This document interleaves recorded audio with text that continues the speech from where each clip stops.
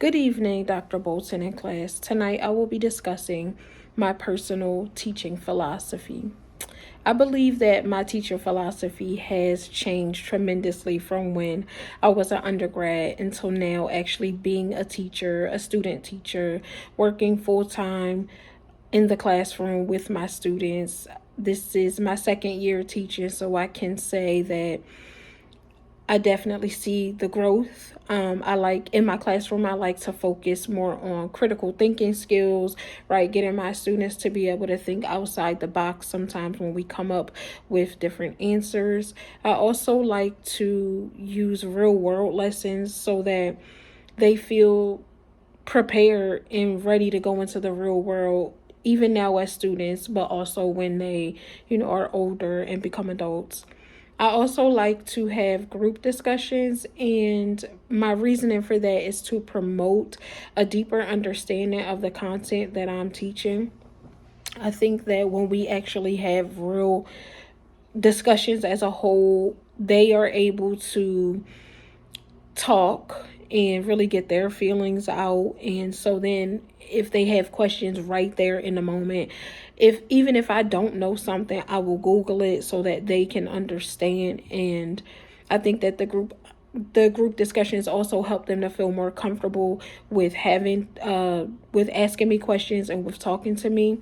I also like to promote a growth mindset with my students. I like to let them know that things are hard, right? And failures are okay. It's okay when you make mistakes, but it's how we handle those mistakes. You pick yourself back up, you do the best that you can, and you continue to try. So we are always, trying to operate with a growth mindset in my classroom.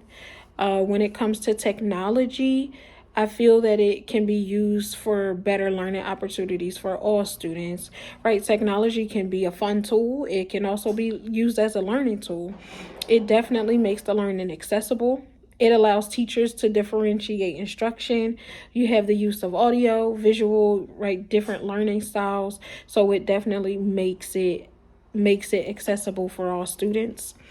When it comes to how I can implement the Christian worldview, values of compassion, human flourishing, I think as a teacher, you have to always show compassion.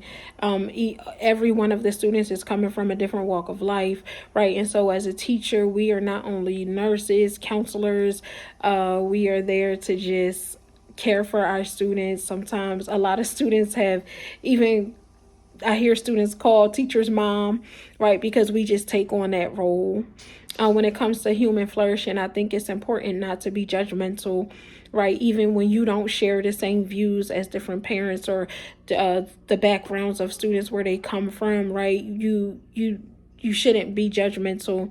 I think it's also important to make your students feel seen and feel heard, right? They are able to voice their opinions in a respectful way, of course, but they need to know that if they have feelings, right, those things are validated, and we are there to hear them.